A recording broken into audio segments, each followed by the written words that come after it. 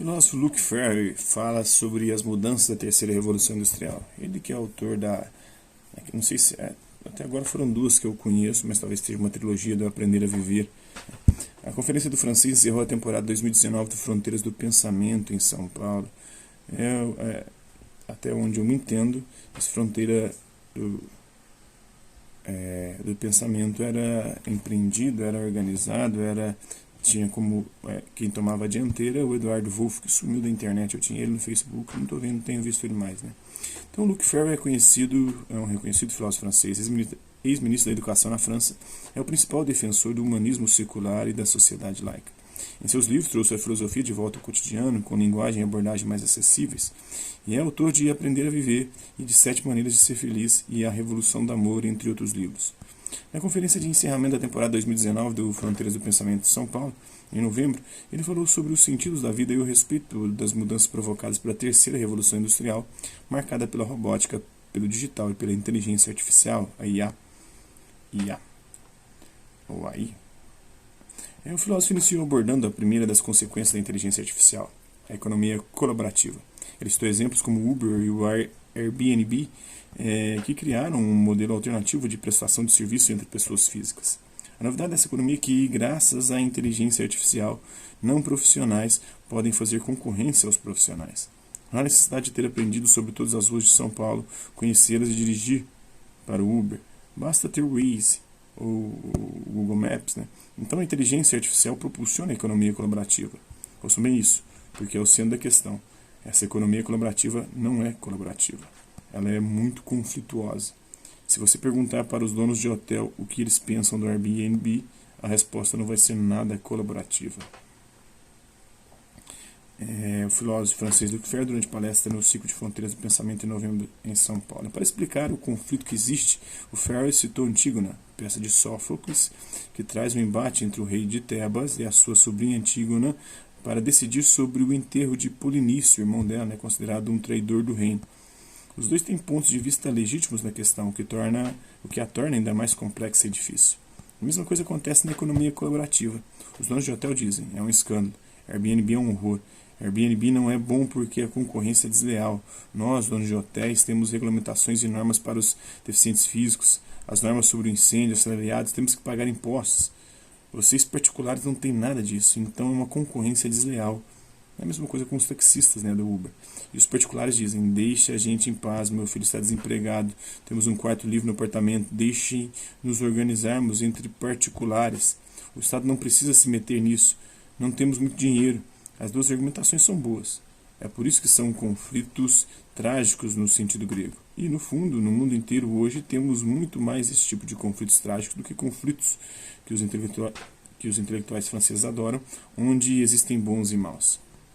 A segunda consequência da inteligência artificial são os carros autônomos, que não necessitam de motorista e abrangem especialmente a questão do fim do trabalho. E aí até os Ubers vão se lascar. Por exemplo, nós vamos colocar no desemprego os motoristas de táxi, os motoristas de caminhão, de avião, de barcos e de trens. Vai ter sempre alguém dentro do avião, mas vai ser suficiente ter apenas um piloto, então vai ter muito menos emprego para os pilotos de avião. No entanto, Ferrer ressaltou que, mesmo com as mudanças, não será necessário aplicar a renda mínima universal, como defendem alguns economistas, e nem acreditar que isso vai representar o fim do trabalho. Existem 67 milhões de habitantes na França e mais 80 milhões de assinaturas de mais 80 milhões de assinaturas de telefone celular. Então tem mais celular do que gente na França. Se você excluir os velhos e os bebês, há muito mais telefones do que franceses. Isso cria milhões de empregos no mundo. Nenhum de nós tinha esse aparelho no bolso 25 anos atrás. Isso não existia. Então a criação de empregos não tem fim. E se nós adotarmos a renda mínima universal, teremos uma sociedade atroz. A pior que podemos imaginar. Então ele é contra os bolsos das famílias da vida.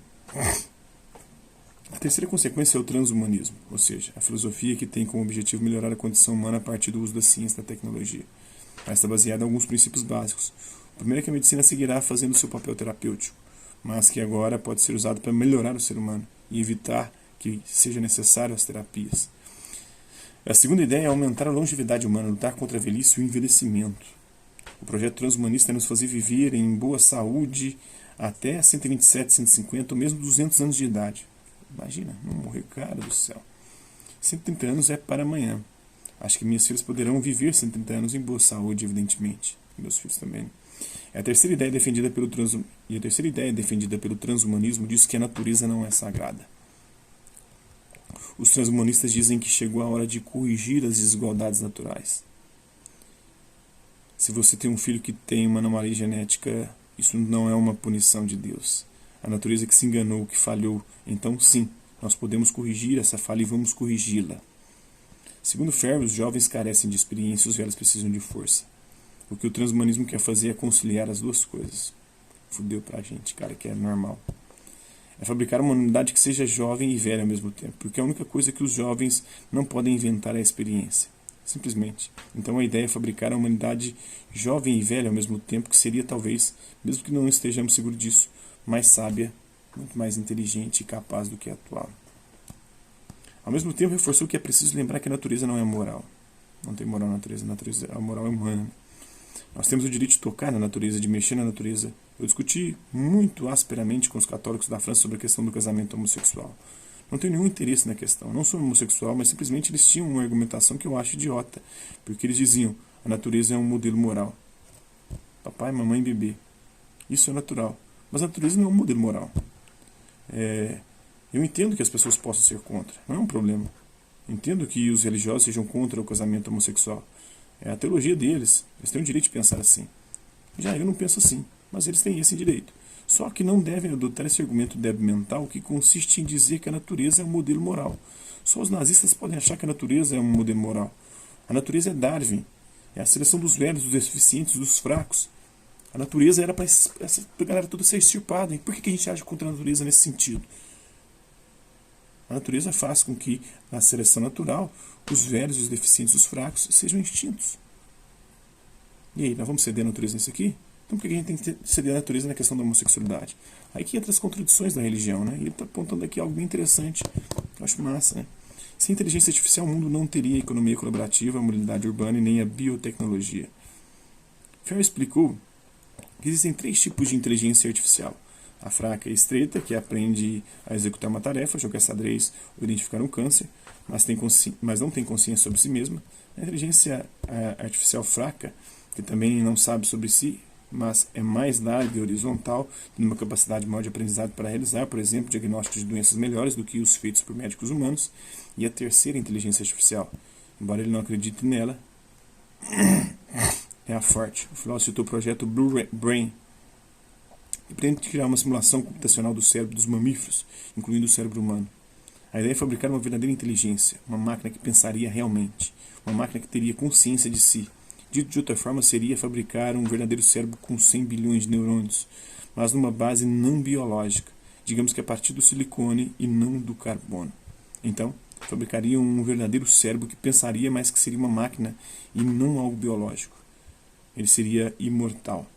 Aí nós temos o fantasma da imortalidade, fabricação de conexões de neurônios artificiais que produziriam consciência e emoções. A máquina teria ódio, cólera, amor, ciúme, porque o cérebro é a sede das emoções. Então teríamos o verdadeiro pensamento, uma verdadeira inteligência, uma pós-humanidade com isso. Eu não acredito nisso. Ele não acredita, né? Mas é possível, né? Ferrer citou Stephen Hawking, que dizia que, caso fosse alcançado esse estágio pós-humanidade, seria um grande passo para o ser humano, mas também seria o último. Porque nós teríamos criado um ser darwiniano que iria desejar nos eliminar. Essa questão envolve coisas muito apaixonantes, principalmente a questão da longevidade. Há boas coisas nessa terceira revolução industrial. A única coisa que me inquieta é que apenas 2 países estão dentro nessa história. Os norte-americanos e os chineses. O restante não está presente. O restante não existe. O restante é como dizia o general de Gaulle. Chineses e norte-americanos são a carne. E nós somos os legumes. Não sobra nada. É o acompanhamento. São as vagens. É o acompanhamento do prato. Não é o prato. É muito perigoso. Precisamos prestar atenção nisso. Finalizou. É isso aí. Espero que vocês tenham gostado do vídeo. E até a próxima.